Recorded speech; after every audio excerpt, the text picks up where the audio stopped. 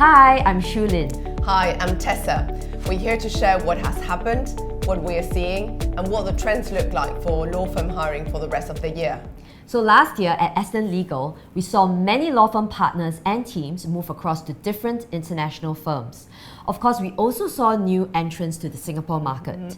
And this is something we predicted and will continue to see more of as global law firms from Asia, the US, UK, and Europe are all looking to strengthen their presence here. What's interesting is that historically such attraction for Singapore was mainly from UK and US law firms. What we saw last year were two Spanish law firms setting up shop in Singapore. What's even more interesting is that for one of these two law firms, Singapore is the first and currently the only office in Asia.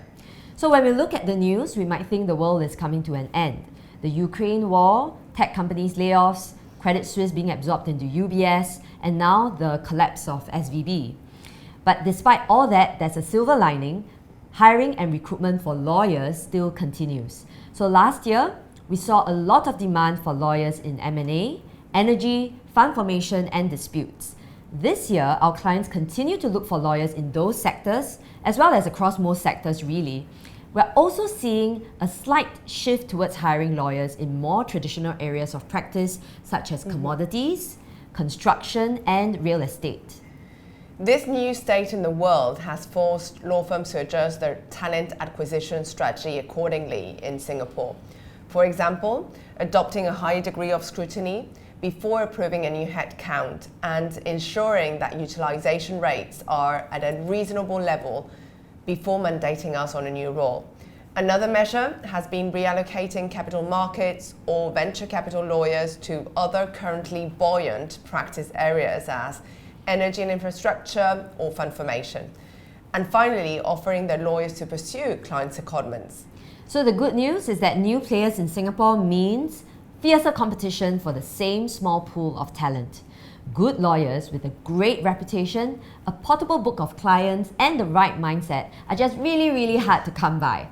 So we're actually seeing increased requests from our law firm clients to do a more in-depth market mapping exercise. So the market has shifted such that clients are more willing and they continue to mandate us on a retained basis. We get this question every day from clients and candidates. What's your forecast for 2023? So my usual reply to them is that, well, I'm not a fortune teller, but I'm more than happy to share my insights. We will see, firstly, how dispute resolution will reinforce its nature as a counter-cyclical practice area.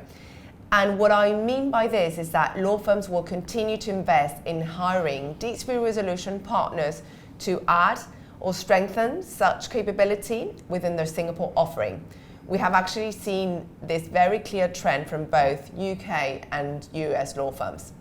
Secondly, renewable energy work will continue to take a step forward in Asia, in line with global trends. And law firms will be committed to grow their renewable energy capability from both the corporate and the finance sides, as a clear demonstration that in nowadays, environmental, social and governance, ESG, is a clear priority for businesses. So now let's talk about the biggest problem that law firm HR and managing partners are facing. How do we get our people back into the office? So when our team speaks with associates about new opportunities in the market, we get another common question. What's the work from home policy of the firm? There's been a clear distinction between local firms and international law firms, with international law firms being the front runners in terms of flexibility. The most common scheme at this moment is for lawyers to be able to work from home at least 2 or 3 days a week. At Aston Legal, we notice there's a strong tension between lawyers wanting to advance their careers, and they know that nothing beats face-to-face interaction to build solid relationships and trust with their managing partners, supervising partners, and team leaders. But on the other hand, we have so grown accustomed to the luxury, the comfort of working from home. I mean, we can wear our Lululemons or shorts or go without them altogether, as long as you're decent on top. So what are law firms doing about this? Shulin, law firms have really had to innovate to attract lawyers back to their office. We have seen UK and US law firms renovating their offices to offer flexibility through newly designed spaces with concepts such as hoteling or neighborhoods, where most of the actual space is utilized for common areas, amazing pantries and brainstorming rooms, which still surprises me, but maybe I'm still a little bit old school. But why am I saying this is because the constant feedback that we're getting from lawyers that before going into their office, they need to pre-book their desk slots, they need to collect their belongings from their locker before starting their day, and they need to give up on placing any personal artifacts on their desks. So forget about having a family picture. As any transition period, it's just a matter of time to get used to this new concept of offices, as they are here to stay for the foreseeable future. And everyone has to embrace this new way of working in the office.